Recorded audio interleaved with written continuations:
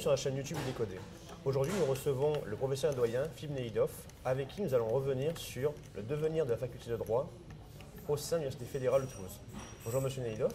Bonjour Monsieur. Merci à vous de participer à ce nouveau format d'entrevue, c'est expérimental. Est-ce que vous pourriez en quelques mots vous présenter pour nos auditeurs? Bien, alors je suis issu de cette maison, puisque j'ai été étudiant pendant bien longtemps.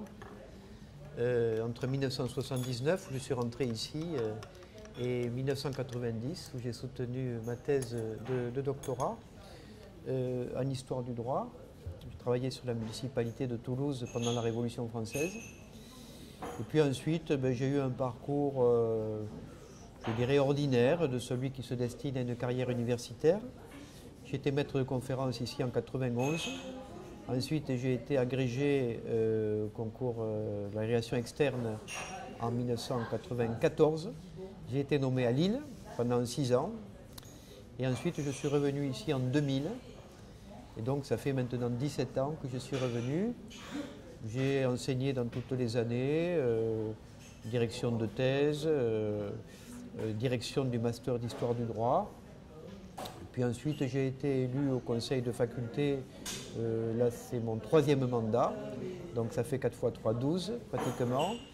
Et en même temps, j'ai dirigé le département juridique de Champollion, Albi pour le droit et Rodez pour l'AES pendant 10 ans, entre 2002 et 2012.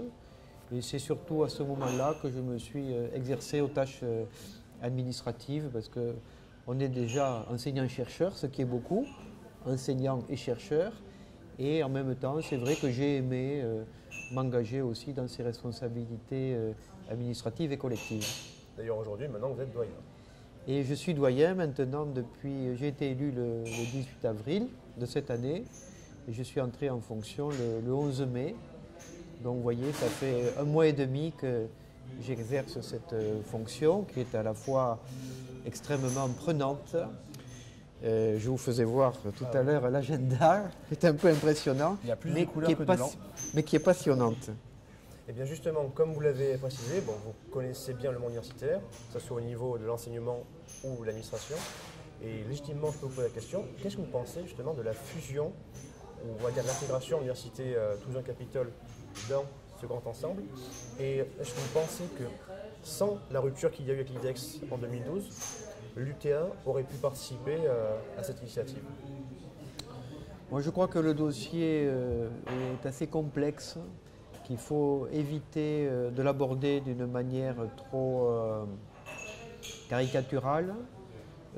Moi, je suis historien du droit et des institutions, donc si on fait une étude, je sais que ça a été fait sur la longue période, disons depuis la fin du 19e siècle jusqu'à nos jours, en réalité, il y a eu plusieurs systèmes.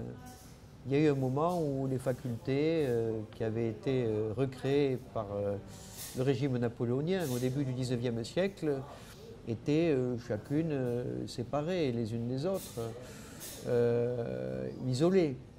Ensuite, on a mis en place une université de Toulouse qui a existé dans le passé. Ensuite, on est revenu à un système peut-être plus spécialisé. La faculté de droit de Toulouse, en tout cas, est une grande et vieille institution.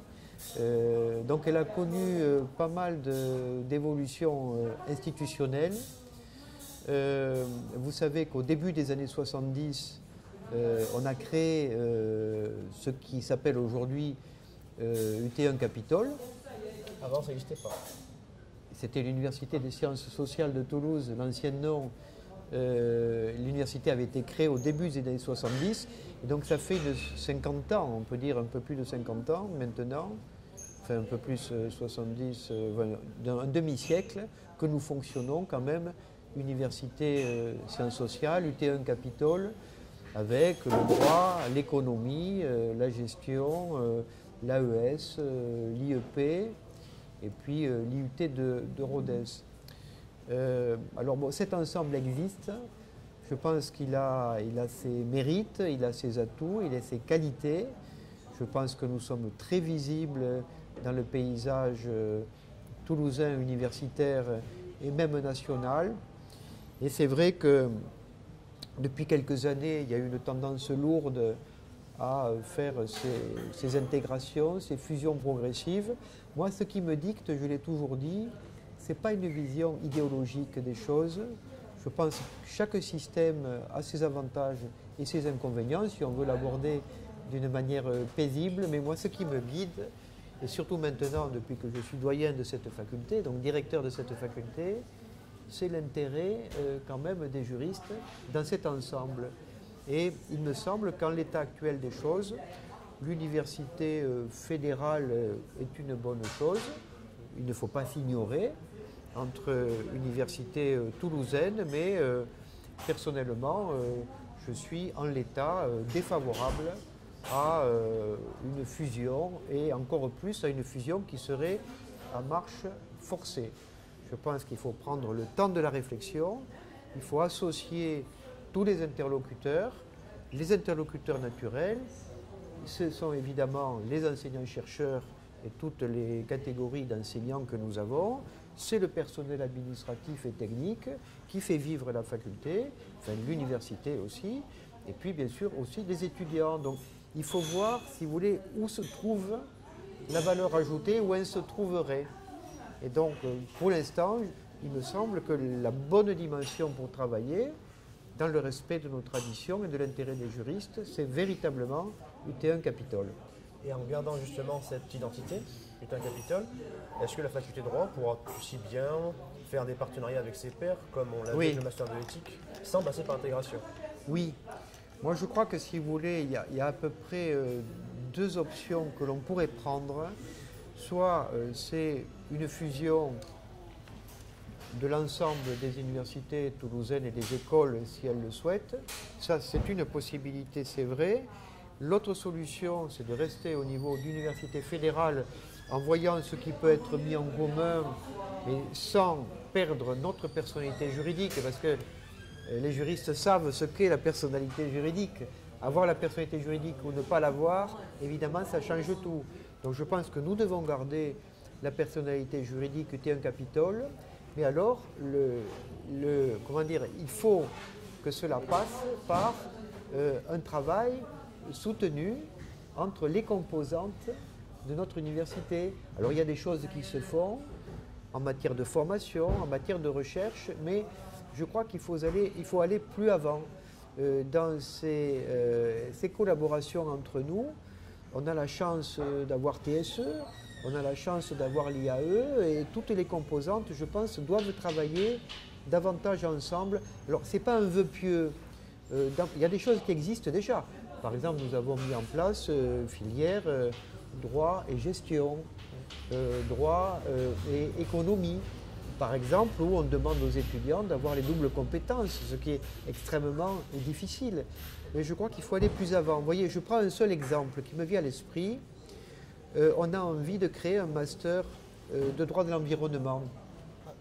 C'est dans l'air du temps. Oui, c'est dans l'air du temps. Une grande faculté, une grande université comme la nôtre doit avoir un master de droit de l'environnement. Mais je vais prendre l'initiative, en accord avec notre présidente, de mettre autour de la table tous les collègues qui s'intéressent à l'environnement et au droit de l'environnement, qu'ils soient juristes ou qu'ils ne le soient pas.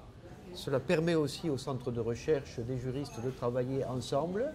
Il y a dans tous les centres de recherche, pratiquement, nous en avons 7 dans la faculté, il y a des collègues qui s'intéressent à l'environnement, sous un angle plus de droit privé ou plus de droit public.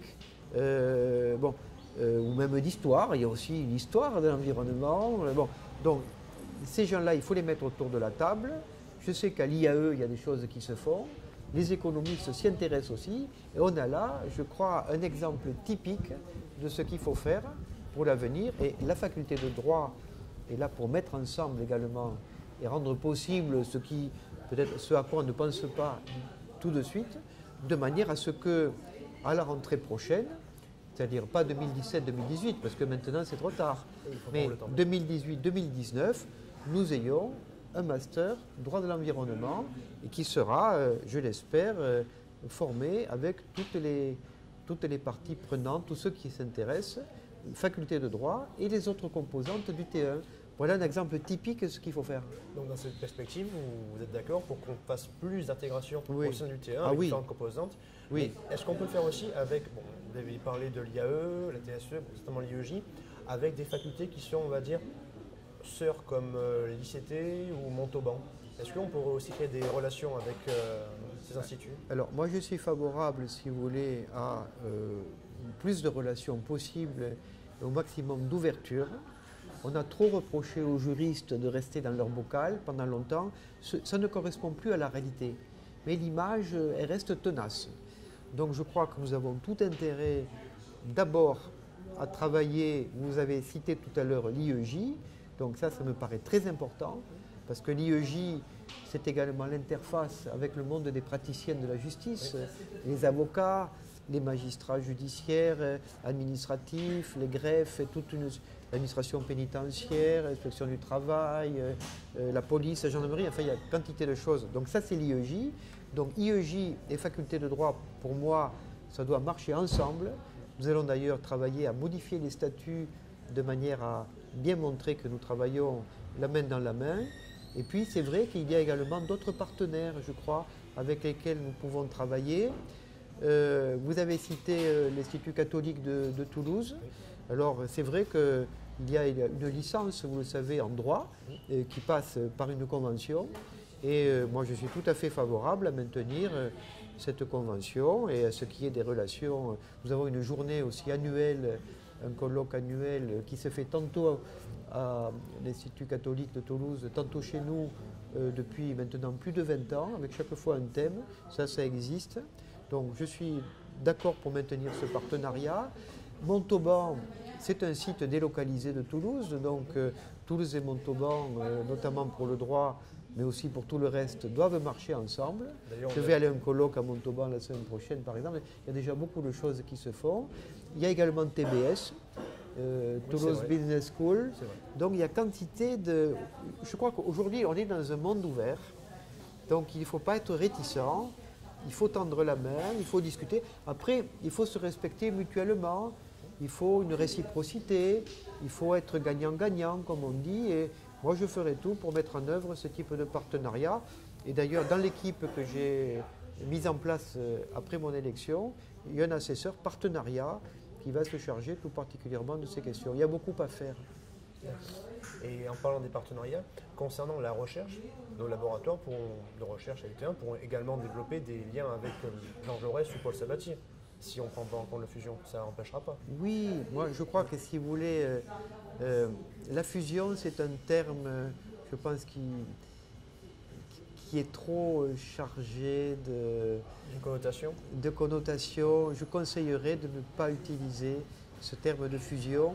Ce qui compte, je pense, c'est le maintien de la personnalité juridique du T1.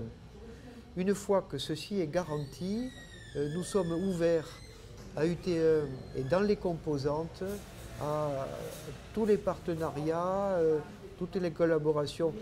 Nous faisons déjà des collaborations avec Jean Jaurès ou avec Paul Sabatier ou d'autres écoles ou institutions.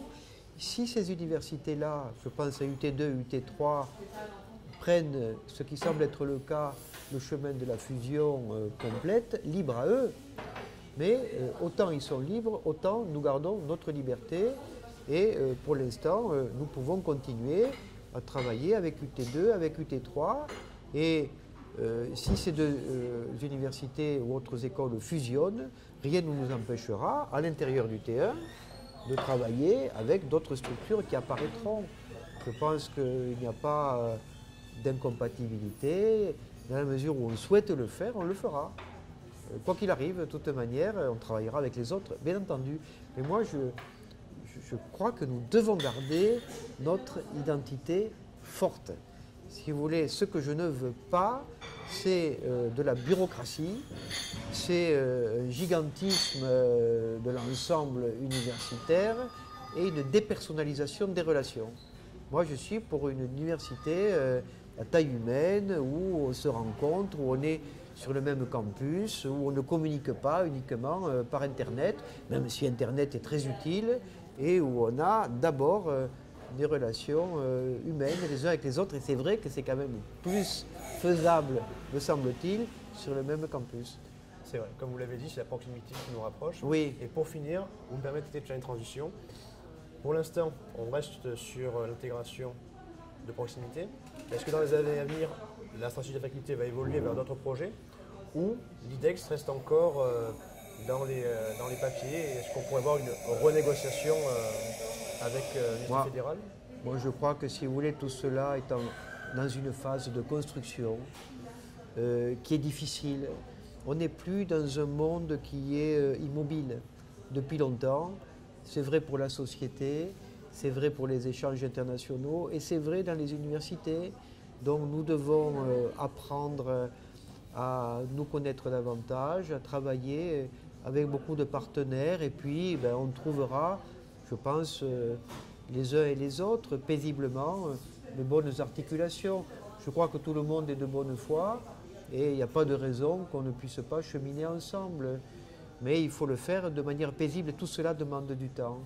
Moi, je suis historien du droit, des institutions, donc peut-être que je privilégie davantage le temps un peu plus long, mais je crois que c'est nécessaire parce que dans la précipitation, en voulant forcer les choses, je crois qu'on arrive plutôt à des résistances, à des raidissements et j'aimerais que les choses se fassent de manière paisible. Il y a un moment où les choses évoluent, il y a un moment où les choses sont mûres, il y a un moment où ça ne l'est pas.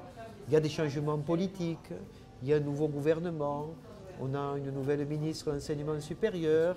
Et moi, j'étais à la conférence des doyens là, le week-end dernier, à Aix et Marseille. Nous étions une bonne cinquantaine de doyens des facultés de droit.